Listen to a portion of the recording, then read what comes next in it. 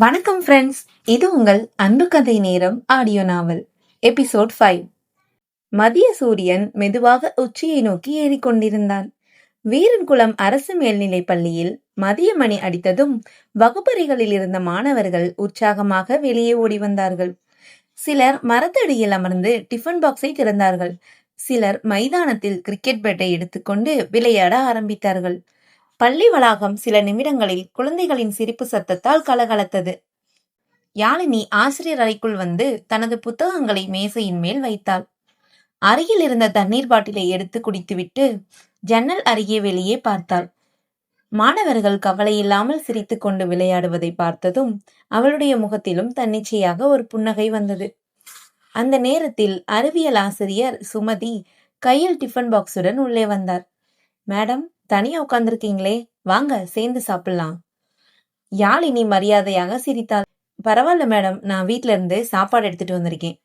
அதனால என்ன, இங்க எல்லாரும் சேர்ந்து சாப்பிடுறதுதான் வழக்கம் என்று சொல்லிக்கொண்டே சுமதி தனது டிஃபன் பாக்ஸை திறந்தார்.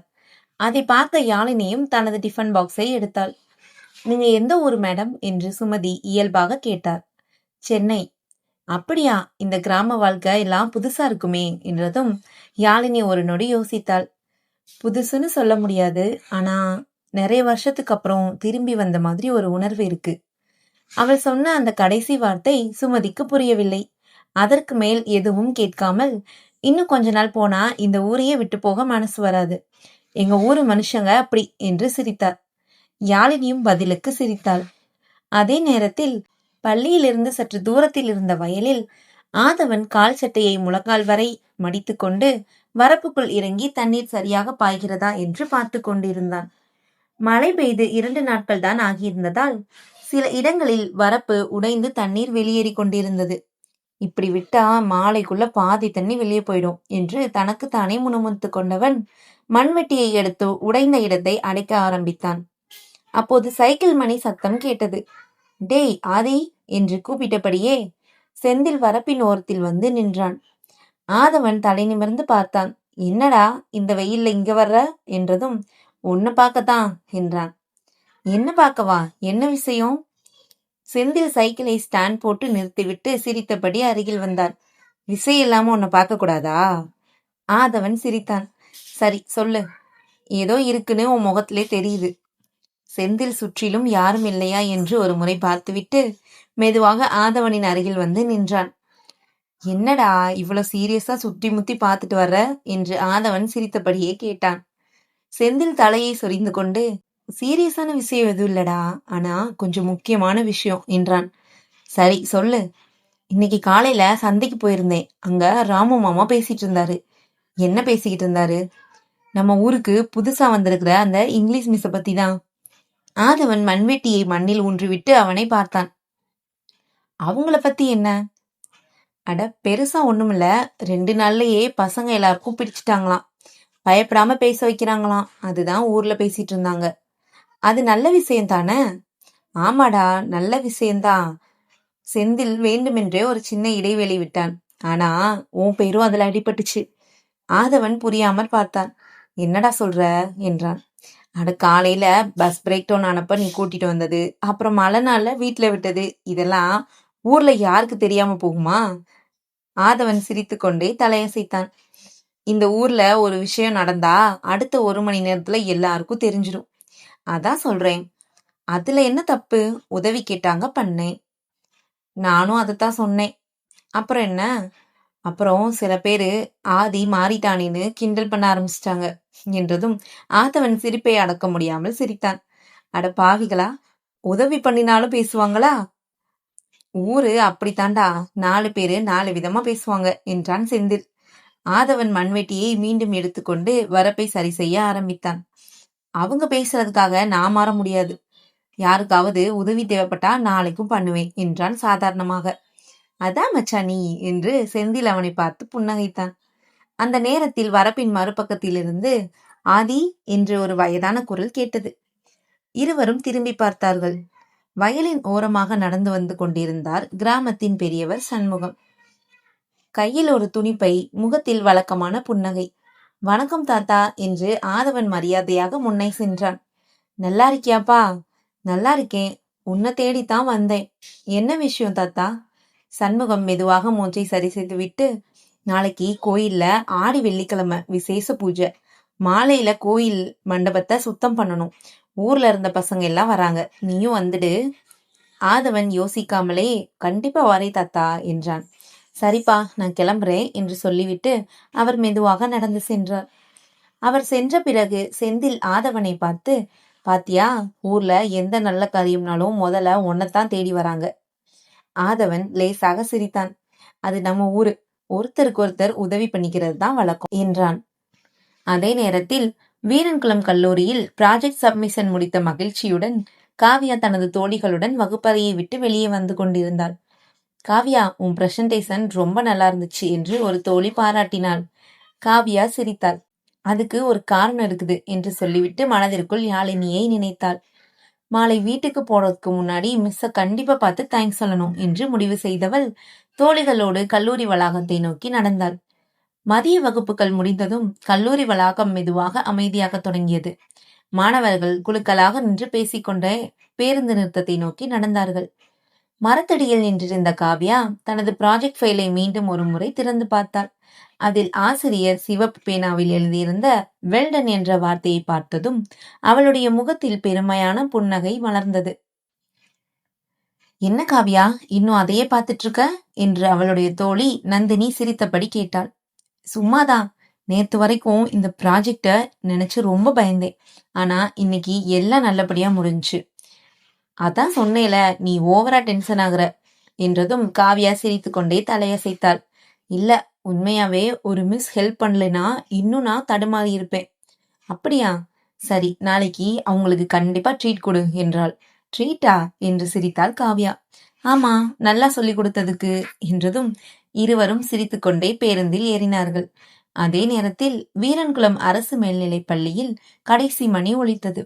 தேங்க்யூ மிஸ் என்று மாணவர்கள் ஒரே குரலில் சொல்லிவிட்டு வெளியே ஓடினார்கள். யாழினி கரும்பலகையை துடைத்துவிட்டு மேசையின் மேலிருந்த புத்தகங்களை எடுத்தாள்.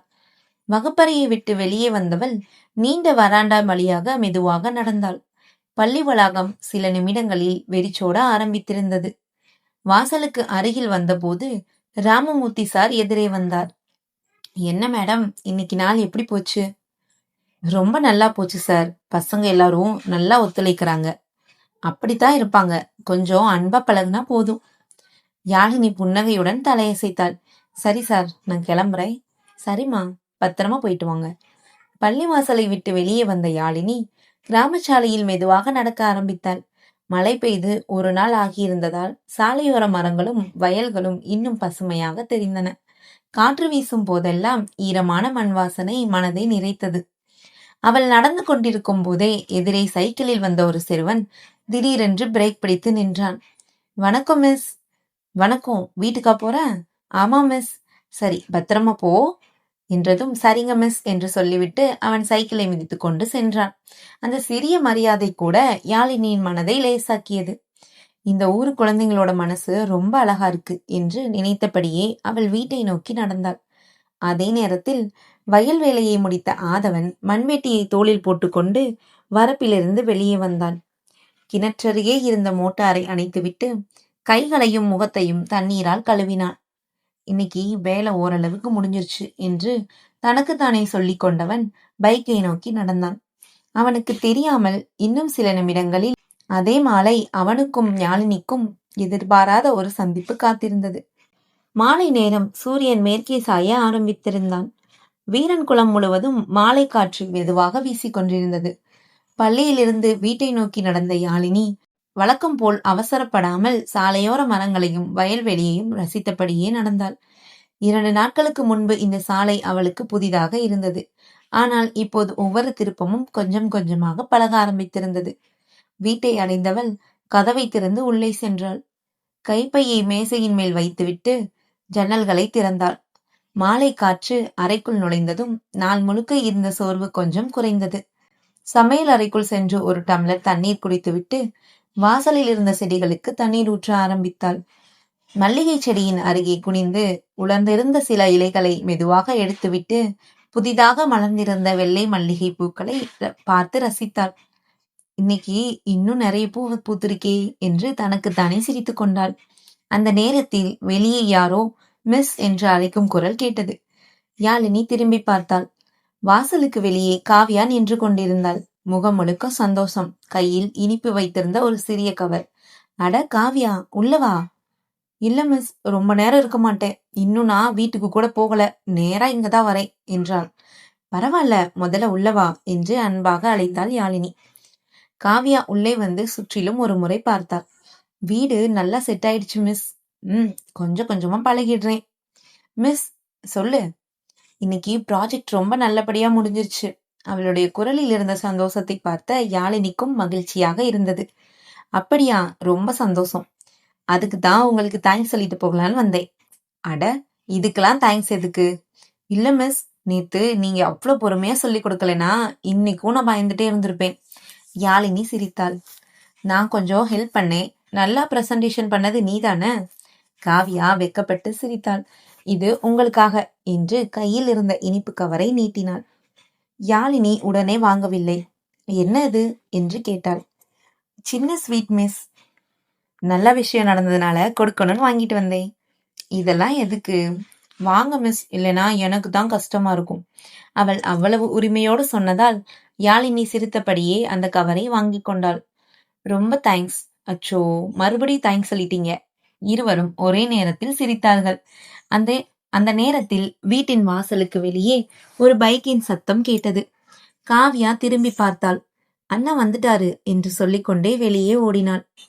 பைக்கை நிறுத்திவிட்டு இறங்கிய ஆதவன் வாசலில் நின்றிருந்த யாழினியை பார்த்ததும் ஒரு நொடி தயங்கினான். வாங்க என்று இயல்பாக சொன்னாள் யாழினி. ஆதவன் லேசாக தலையசைத்தான். காவ்யா, நேரமாச்சு, இன்னும் காணோன்னு அம்மா கூட்டிட்டு வர சொன்னாங்க. நீ இங்கதான் வந்திருப்பேன்னு நினைச்சேன், அதான் இங்க வந்தேன். போலாமா என்றான். இதோ கிளம்பிட்டேன்னா. காவ்யா யாழினியை பார்த்து, மிஸ், நாளைக்கு பார்க்கலாம் என்றதும், சரி, பத்திரமா போ என்று கூறினாள். ஆதவனும் கிளம்புவதற்கு முன் வரேன் என்று மட்டும் சொல்லிவிட்டு பைக்கை ஸ்டார்ட் செய்தான். பத்திரமா போங்க என்று யாழினி மெதுவாக சொன்னாள். பைக் மெதுவாக அந்த சாலையில் இருந்து நகர்ந்தது. வாசலில் நின்றபடியே அவர்கள் சென்ற திசையை சில நொடிகள் பார்த்து கொண்டிருந்தாள் யாழினி. ஆதவன் பைக்கை மெதுவாக ஓட்டிக்கொண்டே வீட்டை நோக்கி புறப்பட்டான்.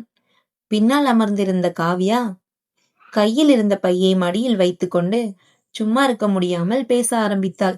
அண்ணா. சொல்லு. இன்னைக்கு மிஸ் ரொம்ப சந்தோஷப்பட்டாங்க. அப்படியா? ஆமா, நான் ப்ராஜெக்ட் நல்லா முடிஞ்சிருச்சுன்னு சொன்னதும் என்னை விட அவங்களுக்கு தான் ரொம்ப சந்தோஷம். ஆதவன் மெதுவாக சிரித்தான். நல்ல டீச்சர்னா அப்படிதான் இருப்பாங்க. அண்ணா.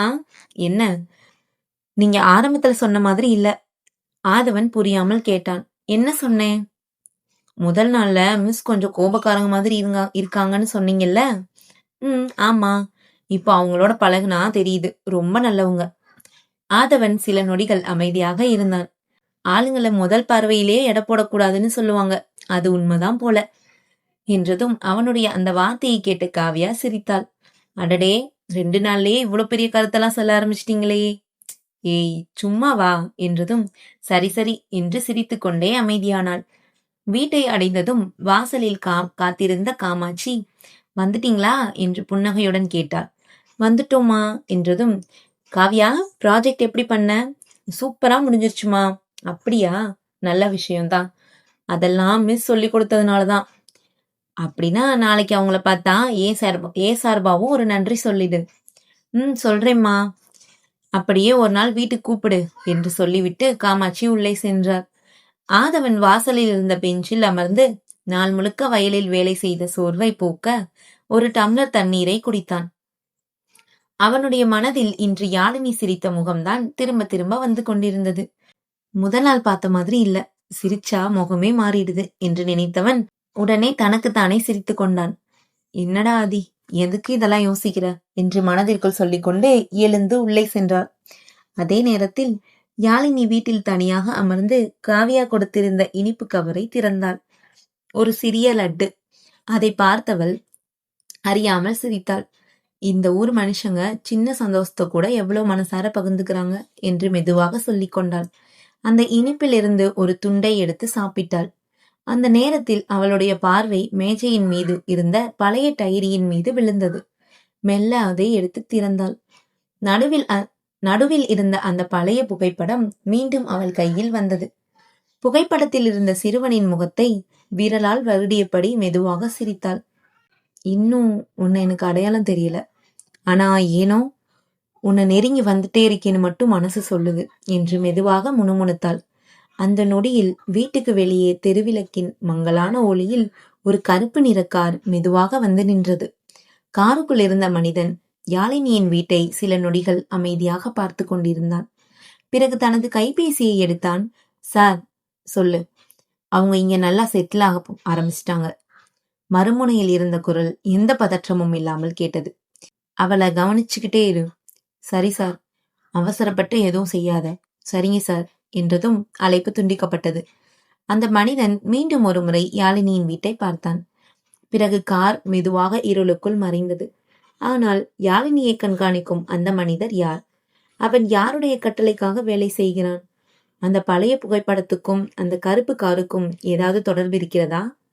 நெக்ஸ்ட் எபிசோட்ல பார்க்கலாம்.